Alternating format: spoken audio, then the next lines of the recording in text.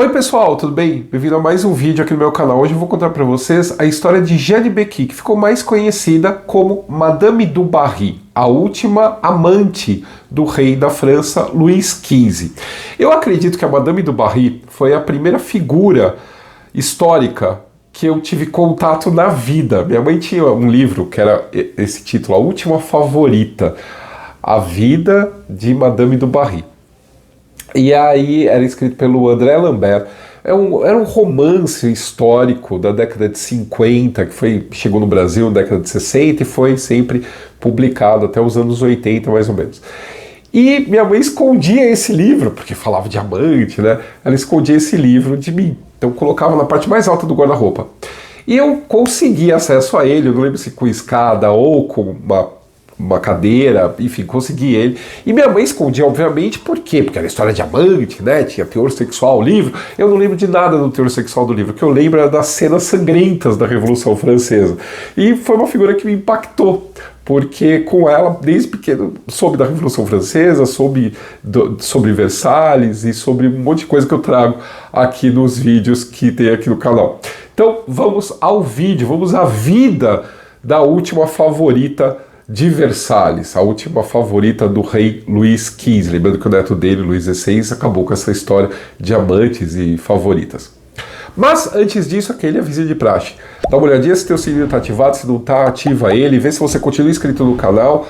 Se não está inscrito, se inscreva. E para ajudar o canal, tem o Pix aí passando na sua tela, para ajudar financeiramente o canal. Também você pode entrar para o clube do canal, para também ajudar financeiramente, ou então simplesmente compartilhando esse vídeo, outros vídeos aqui no canal e deixando o seu comentário. Isso já é uma grande ajuda para nós aqui, tá bom? Então vamos ao vídeo de hoje. A Madame du Barry, ela não nasceu nem madame nem nobre. O seu nome de batismo era Jeanne Becky. Seu bisavô se chamava Jean Becky e havia sido um rôtisseur parisiense, uma espécie de assador de carnes profissionais que viveu na época do Luís XIII. O filho dele, Fabien Becky, avô de Jeanne, era um homem muito bonito e vivia de acordo com a filosofia libertina, que pregava que as pessoas vivessem livres de qualquer senso moral. Os libertinos eram pessoas desregradas, que não seguiam regras religiosas e nem regras morais como as demais pessoas da sociedade. O Fabien conseguiu se casar com Séverine Bonnet, nada mais nada menos que a condessa viúva de Montdidier, a senhora de Castigny. Por se casar com alguém de nível tão baixo, a condessa perdeu todos os seus títulos, mas isso não fez diferença alguma para o Fabien, que logo adotou o nome Becky de Castigny, dando a entender, pela partícula D, que ele agora era o nobre. Logo, a condessa morreu e Fabien passou a trabalhar para Mademoiselle Laudray, que foi amante do Luís XIV da França entre 1675 e 1678. Depois, ele se tornou copeiro do senhor de Roret. Em 22 de setembro de 1693, o Fabien se casou de novo, agora com Anne Husson, empregada doméstica de Mademoiselle Laudray. O casal teve 3 filhos e 4 filhas, entre elas Anne, a futura mãe da Madame du Barry. Anne Becky de Castigny acabou se tornando costureira no convento dos penitentes reformados da Ordem Terceira de São Francisco de Picpus, em Paris. Ela era tão bonita e sensual quanto o pai e acabou tendo um relacionamento fora do casamento, engravidando. Ela voltou para Vaucouleurs, a cidade onde a família vivia, e em 19 de agosto de 1743 deu à luz a uma menina que foi batizada de Jeanne, em homenagem à sua madrinha, como era de costume. Na certidão de nascimento de Jeanne falta o nome do pai. Acredita-se que ele era um monge do convento de Picpus, chamado Jean-Baptiste Gomard de Vaubernier, ou Irmão Ange. Chamada Mademoiselle de Vaubernier, ou ainda de Castigny em sua juventude, a Jeanne Becky passou os seus primeiros anos em Vaucouleurs e quando tinha 3 anos ela se mudou para Paris com a mãe. Elas foram levadas por Messier Biliard do Monceau, um fornecedor de alimentos para o exército e provável amante da mãe de Jeanne. Em Paris, a Ana, a mãe da Jeanne, se tornou cozinheira desse senhor e da sua nova amante, a Francesca, que mimava muito a Jeanne.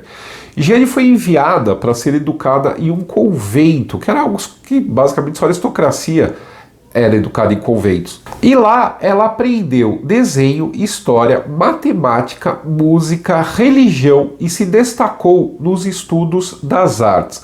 Por volta de 1758, ela deixou a escola lindíssima aos 15 anos e foi colocada como aprendiz de cabeleireira.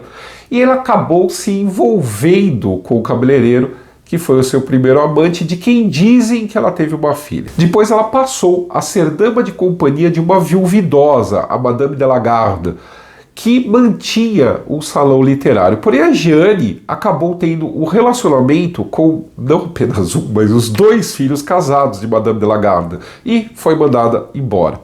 Mais tarde, ela trabalhou como assistente de modista. Ela era bonita e chamava muito a atenção.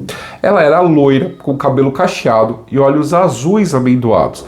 Em 1763, enquanto se divertia no bordel cassino de Madame Quesnoy, a sua beleza e alegria chamaram a atenção do visconde Jean-Baptiste du Barry, que era originário da antiga nobreza francesa, mas que havia abandonado tanto a mulher quanto o filho no interior para viver uma vida de vigarista e libertino em Paris. E agora ele estava tentando se dar bem, ele estava procurando voltar aos altos círculos sociais da capital. Du Barry tomou Jeanne como sua amante e estabeleceu a carreira dela como uma cortesã de luxo na alta sociedade parisiense, incluindo a aristocracia.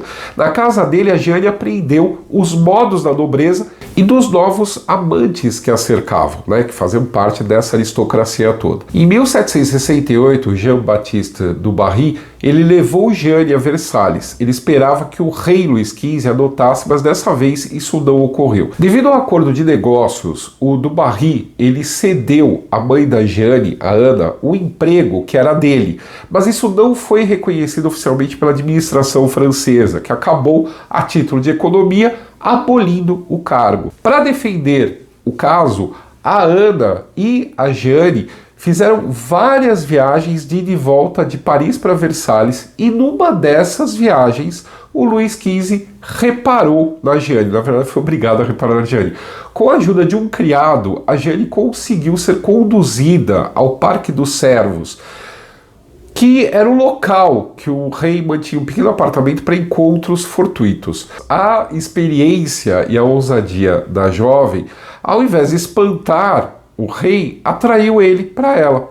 E o relacionamento acabou se estendendo. Com a morte da rainha Maria Leczinska, em 24 de junho de 1768, o rei Luís XV se retirou de Versalhes, levando a nova amante consigo para Compiègne. Embora Jeanne usasse o título de Condessa du Barry e Mademoiselle de Vaubernier, ela não tinha direito a nenhum desses títulos. Para ela continuar em Versalhes e ser amante do rei, ela tinha que ter um título e uma posição. Eu já falei sobre como funcionava Versalhes nesse outro vídeo aqui, e qualquer um que tivesse uma espada podia entrar lá no palácio, mas para ficar era outra história. O Visconde Jean-Baptiste du Barry, que tinha interesse também nesse relacionamento da ex-amante com o rei, resolveu a questão. Primeiro ele pensou em casar o próprio filho com ela. Só que o rapaz tinha 15 anos, era jovem demais para ser marido da amante real.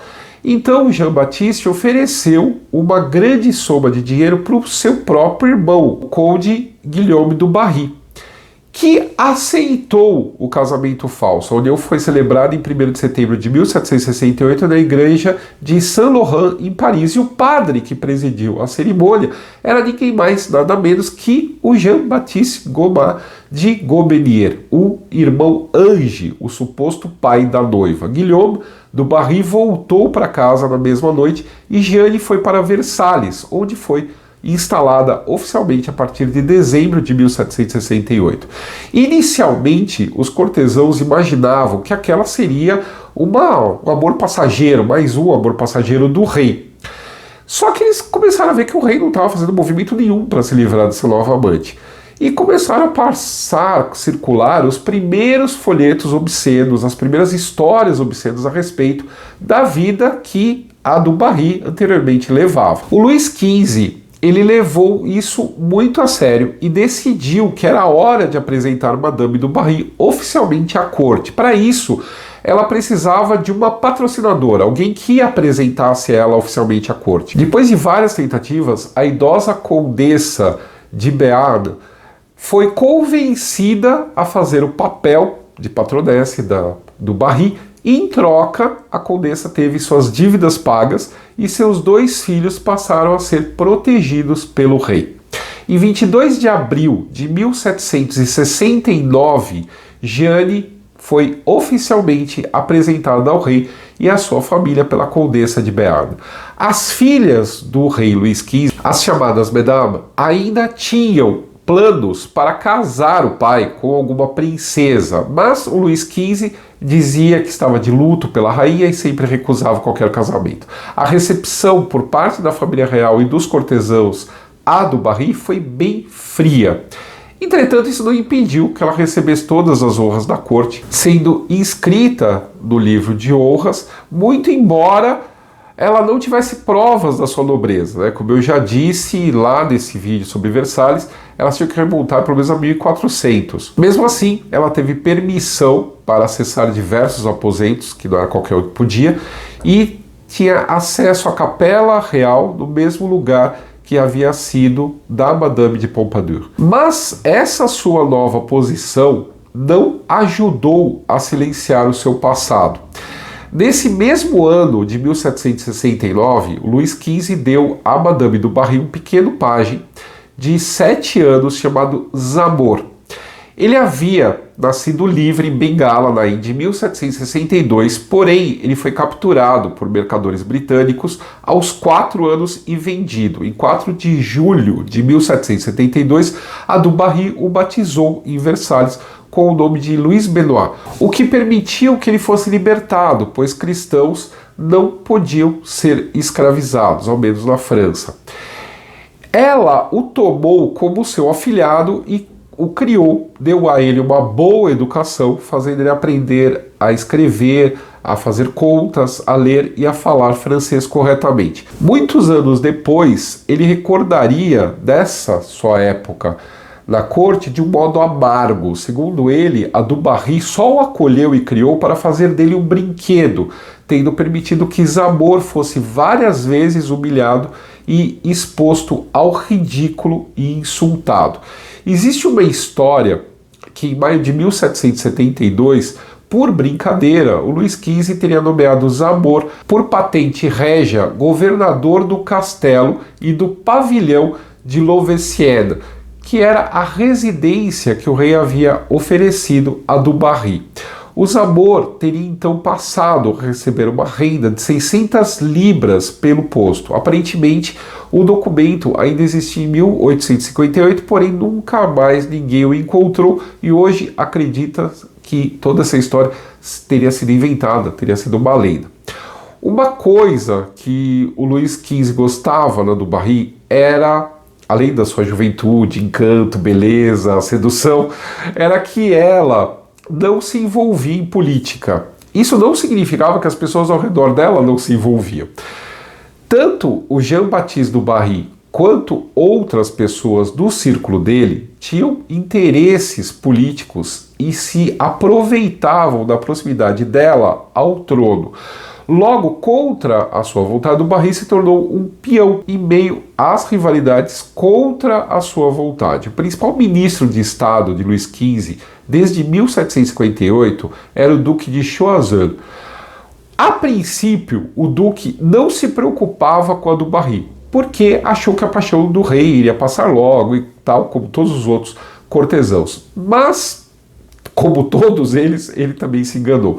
O amigo da Madame du Barry, o Marechal Duque de Richelieu, que tinha sido seu amante anteriormente, queria ingressar no conselho privado do rei, mas Choiseul sempre usava a sua influência para obstruir a indicação. O Richelieu pediu então a ajuda do Barry e ela, sem se comprometer, tentou ajudar e conseguiu. Logo, tanto Richelieu quanto Aiguillon, o outro inimigo de Choiseul, deviam suas altas posições e influências à amizade que tinham com a amante real.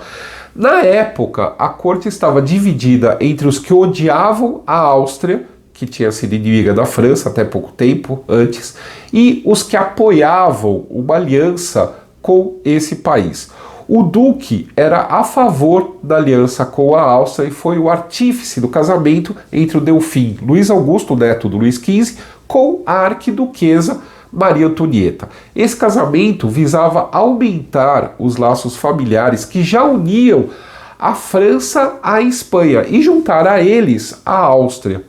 Já o círculo que se reunia ao redor da Madame du Barry, incluindo Richelieu, Aiguillon, entre outros, eram contra a aliança. Eles começaram então a trabalhar pela queda de Choiseul. Isso acabou ocorrendo durante a crise das Malvinas entre a Inglaterra e a Espanha em 1770. Pela aliança dinástica entre os Bourbons, a França deveria entrar em guerra contra a Inglaterra do lado da Espanha. Choiseul e o Parlamento de Paris, uma instituição administrativa, insistiam nisso.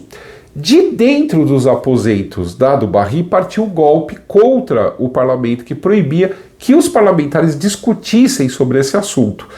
Em 23 de dezembro, o rei enviou uma carta ao primo da Espanha, onde informou que a França não tinha como entrar em guerra por causa de sua situação política e militar. No dia seguinte, o Duque de Choiseul recebeu um bilhete do rei ordenando-lhe que renunciasse às suas funções e se retirasse para uma de suas propriedades. Na sequência, um primo do Choiseul também foi demitido e mandado para o exílio. Mas nessa altura, a aliança com a Áustria já havia sido construída pelo casamento.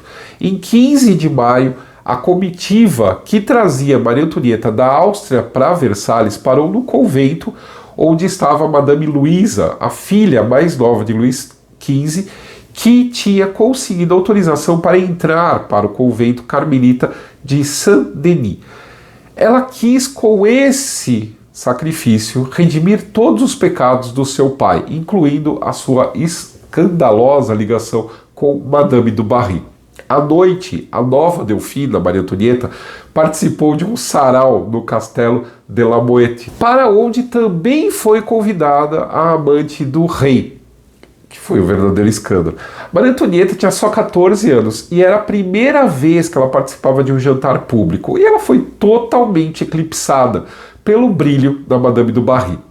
Ela ficou curiosíssima diante daquela moça tão bonita e Maria Antonieta perguntou para Madame de Noailles, que era a sua primeira dama, quem era aquela mulher e qual era a sua função na corte. A Madame de Noailles respondeu constrangidíssima que a função da Madame du Barry era entreter o rei. Então eu me proclamo a sua rival, teria dito a inocente a jovem inocente Maria Antonieta, sem saber que tipo de entretenimentos eram esses. Já instalada em Versalhes, Maria Antonieta, ela passava muito tempo com as chamadas Mesdames, as filhas do Luís XV, que a envenenaram a futura rainha da França em relação a Madame du Barry. Maria Antonieta chegou a escrever para a mãe, a Imperatriz Maria Teresa da Áustria, dizendo que a du Barry era a criatura mais estúpida e impertinente que se possa imaginar.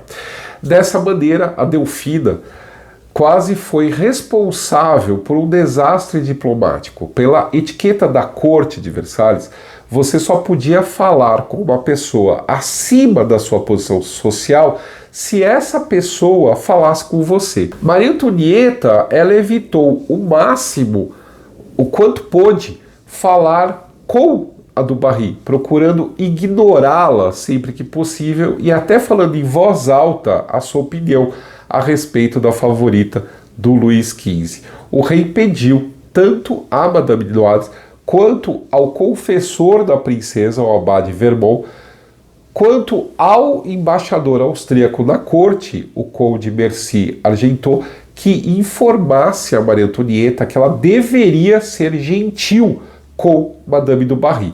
A mãe da Maria Antonieta, imperatriz da Áustria, também foi avisada sobre o assunto. O temor dos austríacos era que Maria Antonieta irritasse tanto o rei que isso fortalecesse o partido anti-Áustria e assim abalasse a aliança entre os dois países. Contra a vontade, Maria Antonieta concordou em armar uma cena com o embaixador Mercier Argenteau. Então ele iria falar com a Madame du Barry durante um baile em 11 de setembro de 1771 e a Delfina iria cumprimentá-lo e dirigir algumas palavras para a amante do rei. O plano caiu por terra quando uma das filhas de Luís XV impediu a Maria Antonieta de ir falar com o embaixador, obrigando a Maria Antonieta a seguir para casa com ela. A du Barry foi humilhada novamente e o rei ficou enfurecido. Mas logo a Maria Antonieta foi convencida a tentar novamente. Na véspera de Ano Novo, os cortesãos apresentavam desejos de feliz 1772 à família real e a Madame du Barry estava acompanhada da duquesa de Aiguillon e da esposa do marechal Mirepoix. Maria Antonieta passou, olhou para a favorita e se dirigiu a ela com 6 palavras que ficaram guardadas na história. Há muita gente em Versalhes. Pronto. Tudo voltou às boas graças. Du Barry ficou feliz, o rei ficou satisfeito e a imperatriz Maria Teresa ficou aliviada. Mas se vocês pensam que isso mudou alguma coisa, não mudou absolutamente nada. A Maria Antonieta continuou evitando, sempre que podia, os lugares em que Du Barry estava. Nunca trocou com ela mais do que algumas outras palavras e frases banais e completamente insignificantes. Por sua vez, a amante real tentava fazer gestos super desastrados para cair nas graças da Delfina. Uma vez ela ficou sabendo que a Maria Antonieta queria um par de brincos e não tinha dinheiro para comprar, e ofereceu então para dar de presente para ela. A Maria Antonieta rapidamente preferiu esquecer os brincos do que receber qualquer coisa da favorita do Luís XV. Em 26 de abril de 1774, Luís XV estava caçando e se sentiu cansado. Ele foi levado para descansar no palácio do Petit Trianon, que ele tinha dado para a amante, e de lá foi transferido com uma dor terrível na cabeça para Versalhes, onde foi diagnosticado com varíola. Madame du Barry, mesmo exposta ao risco, cuidou o tempo todo dele. Finalmente, entendendo a gravidade da sua doença, o rei decidiu que era hora de aposentar Jeanne e a mandou embora, pois queria se preparar para ter uma morte cristã. Em 3 de maio de 1774, às 16 horas, Madame du Barry deixou Versalhes. Após vários dias agonizando, Luís XV faleceu em 10 de maio, fazendo com que o seu neto, Luís Augusto, e a sua esposa Maria Antonieta se tornassem os novos reis da França. No dia anterior, haviam sido expedidas ordens de prisão para Jean-Baptiste du Barry e para Jeanne. Toda a família du Barry também foi proibida de entrar em Versalhes. O Jean-Baptiste conseguiu escapar, mas a du Barry foi presa e depois foi levada para a abadia de Coligny-Pont-Audame. Jeanne não podia receber nenhuma visita sem autorização do novo rei, o Luís XVI. Para pagar as suas dívidas, ela teve que começar a vender várias de suas joias, até que em agosto ela começou a ficar doente e pediu, por causa dos problemas de saúde, para ser libertada. Mas ela só recebeu respostas evasivas. Tanto a abadesa quanto o novo ministro do Luís XVI, o conde de Maurepas, tentaram intervir, mas só receberam uma recusa seca do rei. Com a morte de Luís XV, o duque de Brissac, um velho admirador da Madame du Barry, deixou de esconder o que sentia por ela e revelou a sua paixão, que acabou sendo correspondida. Ele e a duquesa de Aiguillon eram as visitas mais frequentes da abadia. O outro visitante era o príncipe de Ligny, que chegou várias vezes a pular os muros fora do horário de visita para poder ver Madame du Barry. Na primavera de 1775, o príncipe de Ligny enviou uma carta pessoal a Maria Antonieta implorando para que du Barry fosse libertada. Tanto a nova rainha quanto a corte mostraram misericórdia. Até Madame Adelaide, uma das mesdames que detestavam a favorita de Luís XV, pediu para o novo rei, o seu sobrinho, libertar a ex-favorita, o que acabou acontecendo. Inicialmente, sem poder voltar para o Château de Louveciennes, que tinha sido dado a ela em usufruto pelo Luís XV, em 1769, a du Barry comprou uma propriedade em Saint-Vrain, onde encontrou todos os criados que ainda continuavam fiéis a ela. Depois de um incidente, quando a casa foi invadida por 3 bêbados que ameaçaram Madame du Barry para conseguir joias, o conde de Maurepas conseguiu que Luís XVI deixasse du Barry voltar a Louveciennes em outubro de 1776. Madame du Barry levou ali uma vida pacífica e feliz, marcada por seu longo caso com o Duque de Brissac. Em 1777, o José II da Áustria, irmão da Maria Antonieta, viajou incógnito pela França com o nome de Conde de Falkenstein, na tentativa de resolver os problemas conjugais do jovem casal que não se acertava na cama. Para grande desgosto, tanto da Maria Antonieta quanto da imperatriz Maria Teresa da Áustria, o José não hesitou em ir cumprimentar a Madame du Barry em Louveciennes. Durante um passeio na propriedade, ela tentou dar passagem ao imperador, que respondeu para ela ir em frente, porque a beleza é sempre rainha. O Brissac, ele não foi o único a fazer a corte a Jeanne. Em 1779, o inglês Lord Seymour comprou uma propriedade a 20 minutos de Louveciennes e começou a cortejar du Barry, que se viu torturada entre 2 amores. O Duque de Brissac às vezes ficava mais na propriedade de Jeanne para impedir que o rival fosse lá. No final, ele deu aquele famoso ultimato, ou ele ou eu. A Jeanne refletiu bem e escolheu o Brissac. A Madame du Barry, ela era uma monarquista, obviamente, porém, ela conhecia as obras de Rousseau e outros iluministas, graças ao Duque de Brissac, entre outras pessoas que levaram ela para esse meio. E pela sua origem, ela conhecia a vida dos menos afortunados, o que a levou a ser conquistada pelas ideias liberais, as ideias iluministas também. Segundo um boato, ela esteve presente na abertura dos Estados Gerais em 1789 e teria dito que se Luís XV tivesse vivido mais, as coisas não teriam sido daquela forma.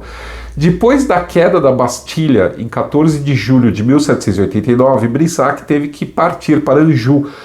Du Barry escrevia para ele constantemente. Ele acabou sendo preso e ameaçado de morte por uma multidão, mas conseguiu um indulto e foi libertado. Em outubro de 1789, quando as mulheres francesas invadiram o Palácio de Versalhes, 2 guardas feridos foram levados para Louveciennes, onde du Barry prestou os primeiros socorros. Maria Antonieta, quando soube da ajuda, mandou pessoas de sua confiança agradecerem a ela, que respondeu com uma carta repleta de elogios e agradecimentos aos soberanos. Maria Antonieta, conforme ela mesma passou a ser atacada por insultos e por propaganda pornográfica a seu respeito, começou a mostrar mais compreensão com Madame du Barry. Ao contrário dos outros nobres, du Barry, pela sua origem humilde, não se sentia realmente como pertencente à aristocracia e não temia que algo lhe acontecesse. Ela estava preparada para obedecer às novas leis que fossem feitas, mas do jeito dela. Por causa disso, a du Barry não seguiu para o exílio como uma parte da aristocracia francesa. Ela continuou em Louveciennes e se correspondia com vários emigrados, sem suspeitar que isso podia depor contra ela no futuro.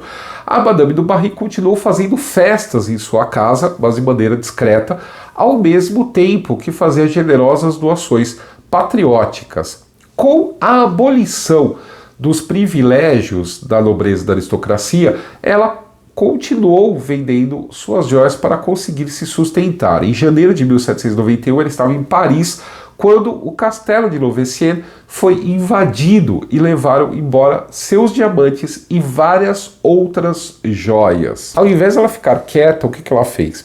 Com a ajuda do seu banqueiro, ela elaborou uma lista do que foi roubado e mandou imprimir a lista e ofereceu uma grande recompensa para quem conseguisse dar informações que levasse à captura dos ladrões. A publicidade sobre o caso foi tão grande, foi tanto escândalo, que a notícia chegou à Inglaterra. Em 15 de fevereiro do mesmo ano, ela recebeu uma carta de um magistrado de Londres dizendo que as joias e os ladrões foram encontrados lá. Ela partiu para a Inglaterra e conseguiu reaver parte das joias. O restante já tinha sido vendido e o dinheiro estava em Paris, onde ela chegou em março. Brissac, enquanto isso, tinha se tornado comandante em chefe da Guarda Constitucional do Rei. Mas ela foi dissolvida pela Assembleia em 29 de maio de 1792 e ele foi detido. Em agosto, o Palácio das Tulherias foi invadido por manifestantes e a família real foi enviada presa para a Torre do Templo, o que começou um novo período da Revolução. Em 9 de setembro de 1792, um comboio levando o Duque de Brissac e seus companheiros de prisão de volta à capital estava passando por Versalhes quando foi atacado e os prisioneiros foram mortos pela multidão. Os corpos foram desmembrados, a cabeça de Brissac foi jogada pela janela do salão de Madame du Barry em Louveciennes. Nesse mesmo ano, ela foi denunciada por Zamor, o antigo escravizado que continuava trabalhando para ela. Du Barry foi presa, acusada de ajudar os imigrados franceses da Inglaterra, mas conseguiu ser libertada, em parte graças a uma petição assinada a seu favor por 59 habitantes de Louveciennes. Ela demitiu Zamor e o jovem se envolveu ainda mais com a Revolução. Du Barry continuou fazendo viagens entre a Inglaterra e a França e estava no estrangeiro quando soube da execução de Luís XVI em 21 de janeiro de 1793. Ela se vestiu de luto e isso não passou desapercebido pelos espiões franceses da Inglaterra. Toda a publicidade ao redor do roubo das suas joias, as idas e vindas de Londres para recuperá-las, as longas temporadas da Inglaterra, local cheio de contra-revolucionários franceses, começou a fazer dela um alvo suspeito do governo revolucionário francês. Às vésperas da declaração de guerra contra a Grã-Bretanha, Madame du Barry retornou às pressas à França para evitar que a propriedade Louveciennes lhe fosse tomada por estar em país inimigo e ser considerada uma desertora. Zamor, nessa altura, já tinha coletado mais provas a respeito de sua antiga senhora e aguardou para fazer a sua vingança. Ele teve a sua chance em 17 de setembro de 1793, quando foi aprovada pela Convenção Nacional Francesa a chamada Lei dos Suspeitos, que legalizaria o período que ficou conhecido como o Terror.